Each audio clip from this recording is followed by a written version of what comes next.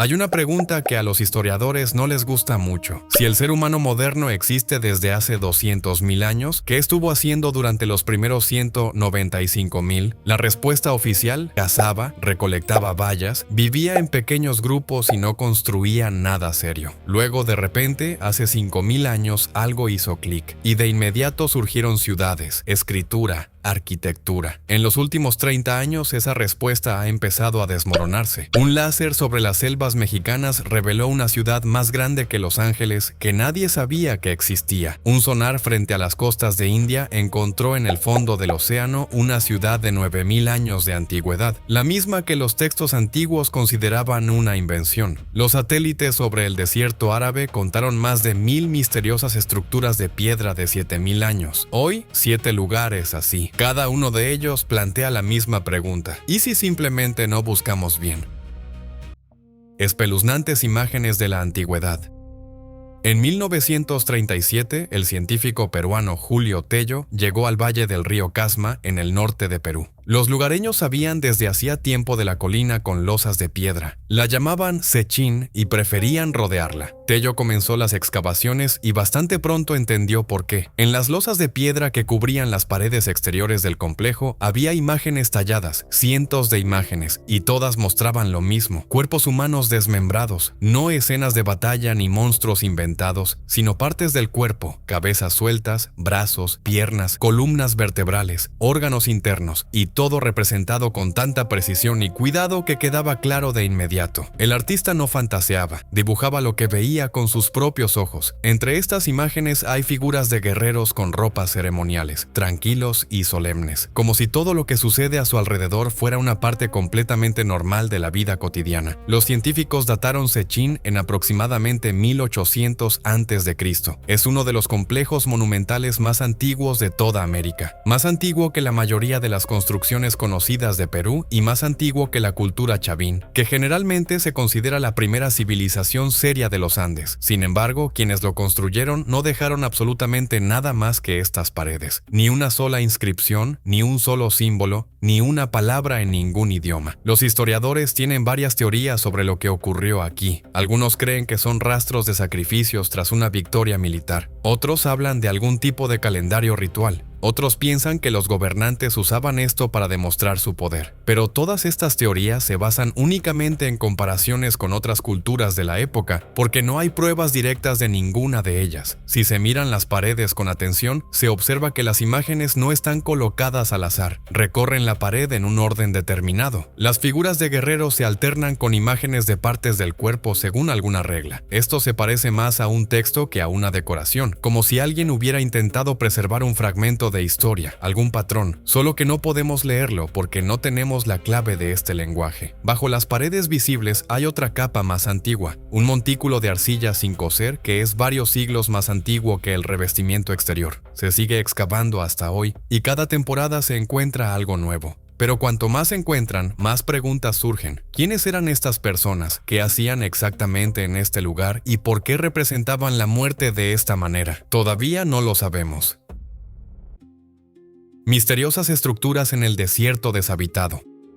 En 2017, un grupo de científicos de Oxford analizó imágenes satelitales del desierto árabe con un programa especial. La tarea era simple: encontrar anomalías en la superficie terrestre, todo lo que no pareciera relieve natural. El programa arrojó un resultado inesperado. Había más de 1.000 rectángulos de piedra dispersos por un territorio del tamaño de Alemania. Los lugareños los llaman mustatiles, del árabe que significa rectángulo. Así es exactamente como se ven desde arriba: marcos de piedra alargados que yacen sobre la arena como reglas que alguien ha tirado. Algunos están solos en una llanura completamente vacía, otros aparecen en grupos de varios juntos. No hay una lógica aparente en su disposición, o simplemente aún no podemos verla. El primero en notarlos fue un piloto británico en 1927. Volaba sobre el desierto, miró hacia abajo, vio contornos extraños. Los marcó en un mapa, escribió "corrales para ganado" y siguió volando. Y con eso el asunto quedó archivado durante 90 años. La ciencia oficial oficial todavía se inclina hoy hacia la teoría de los corrales. Eso parecía razonable hasta el momento en que los investigadores llegaron a algunos de ellos a pie. Por dentro no había nada que sugiriera ganado, ni abrevaderos, ni comederos, ni caminos por donde se llevara a los animales al agua. Pero en las cámaras del extremo encontraron huesos con rastros de fuego y fragmentos de vasijas. Esto no era un corral, era un ritual. ¿De qué tipo exactamente? Nadie lo sabe todavía. El mustatil más pequeño mide 20 metros de largo. El más grande se extiende 600 metros. Imagínense, 6 campos de fútbol colocados uno tras otro, rodeados por una pared de piedra cuidadosamente ensamblada de hasta 1,5 metros de altura, en el desierto, donde hoy no hay ni agua, ni personas, ni nada vivo en decenas de kilómetros a la redonda. Cuando los científicos tomaron muestras de la base de las paredes y las enviaron a datar, el resultado mostró que fueron construidas hace 7,000 años. 7,000. Esa era la época en que Arabia todavía no era un desierto. Allí llovía y corrían ríos, de los que ahora solo quedan cauces secos. Crecía hierba y pastaban animales. A esto se llama el período verde arábigo. Y fue entonces cuando personas desconocidas para nosotros llegaron a lugares específicos y comenzaron a colocar piedras en largas paredes rectas, no para vivienda ni defensa, sino para algo que aún no entendemos. Oficialmente, los historiadores creen que eran recintos rituales relacionados con el culto a los ancestros o los sacrificios, quizás, pero esto no explica por qué hay más de 1,000, por qué algunos están en lugares difíciles de alcanzar incluso hoy, y por qué todos están construidos según el mismo principio en un enorme territorio donde no había ninguna ciudad. Tampoco explica quién exactamente los construyó. No sabemos absolutamente nada sobre estas personas, ni qué idioma hablaban, ni a qué dioses adoraban, ni sus nombres. El clima cambió. Hace unos 5,000 años las lluvias se hicieron más escasas. Los ríos comenzaron a encogerse y secarse. La hierba se quemaba. La gente se trasladó a donde todavía había agua. Los mustatiles se quedaron. Las paredes no fueron a ningún lado. Simplemente estaban allí y esperaban. 7,000 años en el vacío, bajo el sol, sin una sola persona cerca, hasta que un satélite miró hacia abajo y los volvió a ver. 1,000 rectángulos en tierra muerta y ni una sola respuesta a la pregunta más simple: ¿para qué?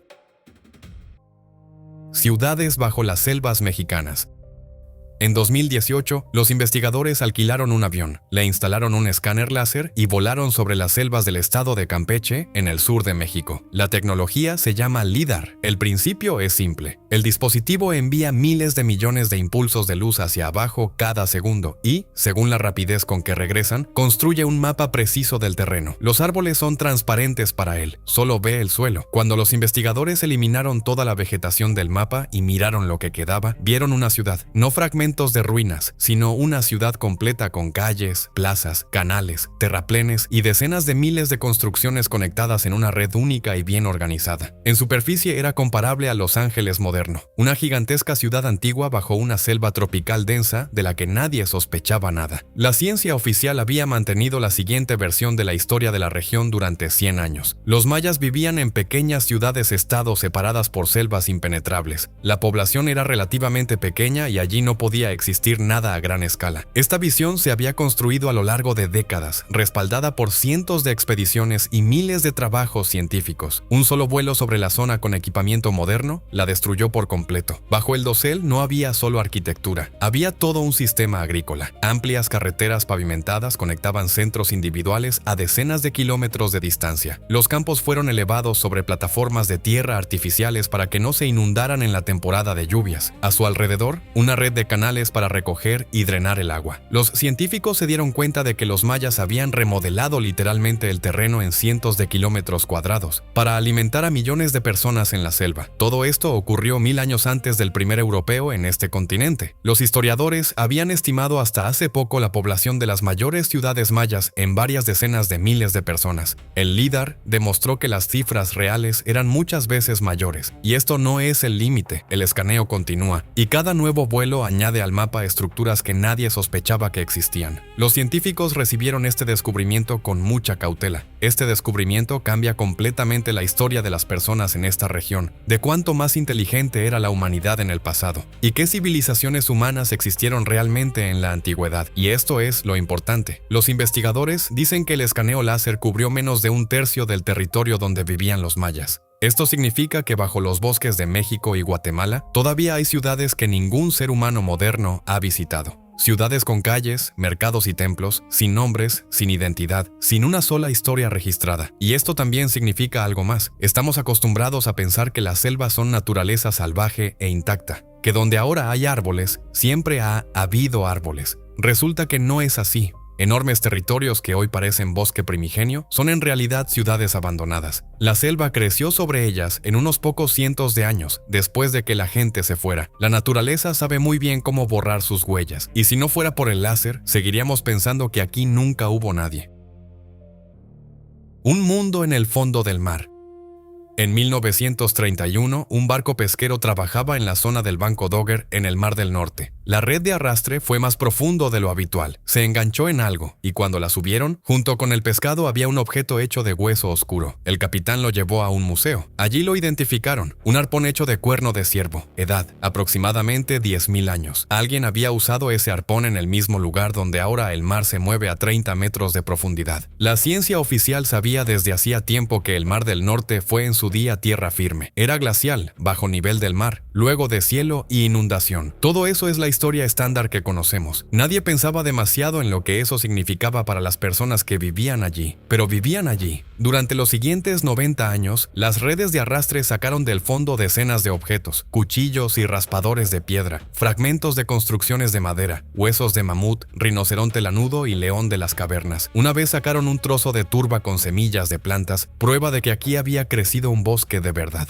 Los científicos comenzaron a reconstruir pieza a pieza cómo era Doggerland. A partir de las profundidades del fondo marino, del tipo de sedimento, de la dirección de los antiguos canales submarinos, fue emergiendo gradualmente una imagen completa. Resultó que no era en absoluto un triste pantano ni una llanura vacía. Había bosques, ríos, espacios abiertos con animales pastando. Las personas vivían allí lo suficientemente bien como para quedarse en un mismo lugar durante milenios y no buscar nada mejor. Ahora todo eso yace bajo 30 metros de agua fría, y nadie siquiera sabe cómo se llamaba esa tierra. La llanura sumergida fue bautizada como Doggerland. En el punto más frío de la era glacial, cuando el glaciar estaba en su apogeo, ocupaba un territorio comparable en tamaño a Gran Bretaña. Allí corrían ríos que ya no existen y a los que nunca se les dieron nombres. Allí vivieron personas durante milenios, cazadores que seguían a las manadas por las vastas llanuras verdes entre lo que hoy se llama Inglaterra, Alemania y Dinamarca. La ciencia oficial retrató durante mucho tiempo a estas personas como pequeños grupos dispersos de 20 individuos, sin cultura propia y sin conexiones entre ellos. Pero las herramientas rescatadas del fondo cuentan una historia diferente. Algunas están hechas de pedernal cuyo yacimiento más cercano se encuentra a cientos de kilómetros del lugar donde fueron encontradas. Esto significa que no se quedaban en un solo lugar. Iban a algún sitio, se encontraban con alguien, intercambiaban algo. Esto no es la vida de salvajes aislados. Son personas con conexiones, con rutas, con algún tipo de vida más allá de su propio campamento. Hace unos 8.000 años se produjo un gigantesco deslizamiento de tierra submarino frente a las costas de Noruega. Una enorme sección del fondo marino se deslizó por la pendiente. Esto desencadenó un tsunami. La ola llegó a Doggerland e inundó la llanura muy rápidamente. Los que vivían más cerca del agua murieron de inmediato. Las personas que sobrevivieron se trasladaron a terrenos más elevados y nunca regresaron a casa, porque ya no había hogar. Se dispersaron por las tierras vecinas y contaron a sus hijos cómo antes aquí había tierra firme, cómo vivían sus antepasados allí, y cómo un día llegó el agua y se llevó todo. Estas historias se transmitieron, acumularon detalles y con el tiempo se convirtieron en leyendas sobre un gran diluvio. Es interesante que leyendas similares sobre un gran diluvio existan en casi todas las culturas del mundo, entre los sumerios, los griegos, los indios, las tribus de América. Quizás no es una coincidencia, sino el recuerdo de eventos reales que ocurrieron en todo el mundo al final de la era glacial, cuando el nivel del océano subió e inundó vastos territorios donde vivía gente.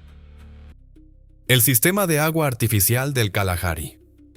El Kalahari es un vasto territorio en el centro de África, cubierto de hierba amarilla seca y árboles dispersos. Llueve poco, casi no hay ríos permanentes, y el agua siempre ha valido su peso en oro aquí. Por eso precisamente lo que los científicos encontraron en las imágenes satelitales de esta región los dejó completamente desconcertados. Líneas recorren la superficie del Kalahari, largas, rectas, cruzándose en ángulos, cubren un enorme territorio y forman toda una red que desde arriba parece un plano dibujado en la tierra. Cuando los geólogos las vieron por primera vez a principios del siglo XX, Rápidamente se encontró una explicación. Se decidió que eran cauces secos de ríos antiguos. Parecía lógico, pero luego alguien empezó a mirar más de cerca. Los ríos no fluyen en líneas rectas, siempre serpentean, rodean las elevaciones y buscan su camino hacia abajo. Pero estos canales van en línea recta, se cruzan en ángulos rectos. Algunos de los llamados ríos van cuesta arriba, lo que es físicamente imposible. El agua no puede fluir hacia arriba, y por eso los científicos todavía discuten sobre qué es esto. Algunos insisten en un origen natural, otros hablan de rastros de construcción. Mientras tanto, los análisis del suelo de diferentes puntos dan edades que van desde varios miles hasta varias decenas de miles de años, un rango demasiado amplio para sacar conclusiones concretas. Hay un detalle que es particularmente difícil de explicar. Parte de los canales conduce a lagos salados cerrados, ponds, que solo se llenan de agua en la temporada de lluvias. Si fueran simplemente cauces de ríos, el agua debería fluir desde ellos, pero los canales llevan hacia los lagos, no desde ellos. Parece como si alguien hubiera construido deliberadamente un sistema para recoger agua en una región donde siempre escasea. ¿Quién podría haber construido algo así en el centro de África? ¿Qué pueblo podría haber organizado a miles de personas para cavar tal cantidad de canales en tierra seca? No conocemos ninguna cultura de esta región a la que se le pueda atribuir esto. No hay fuentes escritas en absoluto. Las tradiciones locales mencionan a ciertos hombres antiguos que podían hacer cosas imposibles hoy en día, pero eso son solo imágenes y leyendas. Desde el suelo, estos canales son casi invisibles. La hierba crece en ellos igual que en todas partes a su alrededor. Solo se puede notar desde la altura y solo si sabes qué estás buscando. Al parecer, existieron durante miles de años antes de que alguien finalmente mirara esta llanura desde un satélite y se diera cuenta de que tenía algo muy extraño delante.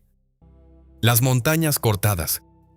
En 2013, un geólogo ruso se encontró en Gornaya Shoria, en el sur de la región de Kemerovo, por motivos de trabajo. Allí vio algo inusual, lo fotografió y publicó las imágenes en internet con un breve comentario de que no entendía qué era. Las fotos se extendieron por la red en pocos días. Las imágenes mostraban rocas, pero rocas que parecían incorrectas, enormes bloques de piedra, cada uno de los cuales, según las estimaciones de los geólogos, pesa entre 300 y varios miles de toneladas. Para comparar, 1000 toneladas equivalen aproximadamente a 10 vagones de carga cargados. Los bloques yacen en filas uniformes con superficies planas y ángulos rectos. Entre algunos de ellos, huecos ordenados, como las juntas entre ladrillos en una pared bien construida. Pero lo más extraño son los cortes, lugares donde la piedra está separada de la montaña principal por un plano vertical liso. No una fractura ni una grieta, sino precisamente un corte limpio, como si alguien hubiera cortado la montaña con algo muy grande y muy afilado. Algunas de estas paredes verticales alcanzan 40 metros de altura. Eso equivale aproximadamente a un edificio de 12 pisos, y son lisas, no derrumbadas, no desmoronándose, sino realmente lisas, con bordes nítidos. Cuando lo miras, es difícil no pensar que alguien trabajó aquí intencionadamente. La ciencia oficial lo explica todo con la meteorización por helada. El agua penetra en las grietas, se congela en invierno, se expande y rompe la roca. Con ciertos tipos de estructura rocosa, el resultado puede tener bordes bastante lisos. Varios geólogos hicieron viajes especiales al lugar y confirmaron esta versión, pero algunos detalles no encajan. En varias superficies hay surcos paralelos claramente visibles que corren en la misma dirección a intervalos iguales. La meteorización por helada no puede dejar tales marcas. La naturaleza trabaja caóticamente. Varias superficies están pulidas hasta brillar, lo cual tampoco es característico de la meteorización natural. Y hay otro punto. Los bloques están dispuestos en capas. La fila inferior, encima la siguiente, encima otra más. Esto parece mampostería real, solo que en escala gigantesca. Gornaya Shoria todavía no ha recibido un estudio científico serio. Ninguna organización importante ha realizado allí trabajos adecuados con datación y análisis de superficies. Demasiado lejos y demasiado caro. Por eso solo tenemos fotos y dos opiniones opuestas. Si es naturaleza o no, nadie lo sabe todavía. Podéis escribir vuestra opinión en los comentarios. Una ciudad real de los mitos. En 2001, una organización india de investigación oceánica realizaba un levantamiento rutinario del fondo marino frente a las costas del estado de Gujarat, en el oeste de India. No se esperaba nada especial, trabajo de rutina, cartografía ordinaria del mundo submarino. Pero cuando se procesaron los datos del sonar, apareció algo extraño en las pantallas. A una profundidad de unos 40 metros, a pocos kilómetros de la costa, había estructuras geométricas, formas regulares con líneas rectas y ángulos que no tenían nada que hacer en el fondo marino. Cuando se bajaron cámaras allí, quedó claro que eran cimientos de edificios, una ciudad entera bajo el agua. La ciencia oficial recibió el hallazgo con cautela. Los geólogos propusieron la teoría de la fractura natural de la roca. Esto ocurre cuando la roca se rompe a lo largo de líneas rectas, pero la escala no encajaba con esta teoría. Las estructuras se extendían por varios kilómetros cuadrados. Algunos bloques habían sido trabajados y claramente desplazados de sus posiciones originales. Esto no era naturaleza, era arquitectura real, creada por personas. Entonces los científicos indios hicieron algo que dejó atónito a todo el mundo científico. Tomaron muestras de madera encontradas directamente dentro de estas estructuras en el fondo marino y las enviaron para datación por radiocarbono. El resultado mostró una antigüedad de aproximadamente 9500 años. Esto significaba que la ciudad había estado sobre el agua alrededor del 7500 a.C.,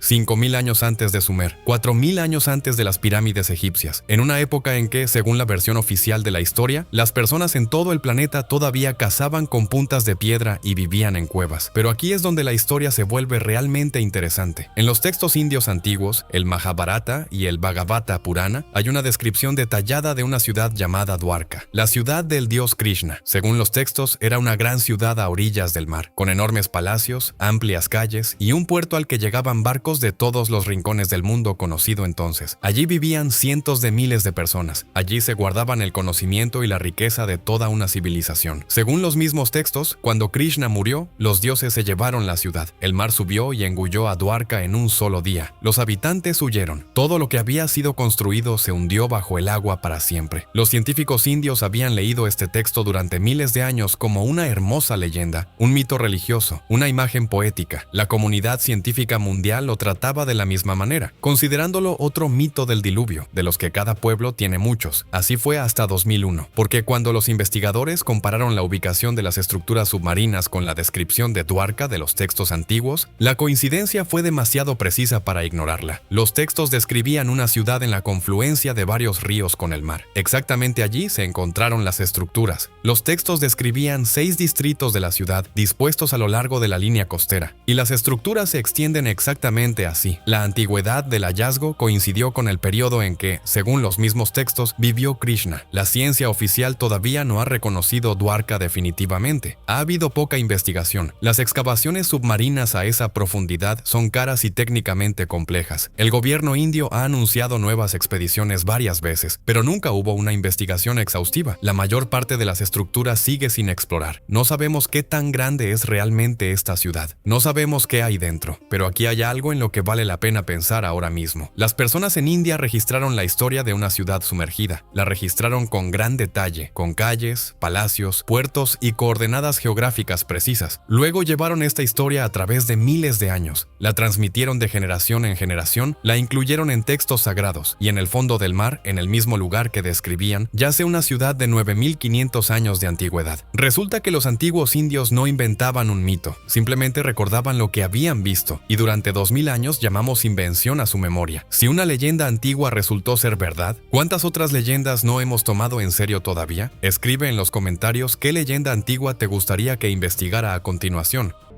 Hemos examinado 7 lugares, cada uno de los cuales tiene una explicación oficial, y en cada una de esas explicaciones hay detalles que no encajan. Eso no significa que la ciencia se equivoque. Trabaja honestamente con los datos que tiene actualmente. Significa que todavía hay muy poca información. Bajo el agua, bajo la tierra y bajo los árboles por todo el mundo todavía hay miles de lugares que aún no hemos encontrado. Y cada vez que uno de ellos es finalmente descubierto, resulta que las personas que vivieron mucho antes que nosotros eran mucho más inteligentes e ingeniosas de lo que pensábamos. La historia de la humanidad es mucho más larga e interesante de lo que está escrito en los libros de texto. ¿Qué es lo que más te sorprendió de lo que escuchaste hoy? Escríbelo en los comentarios. Y si es la primera vez que estás en este canal, suscríbete y activa las notificaciones para no perderte el siguiente episodio.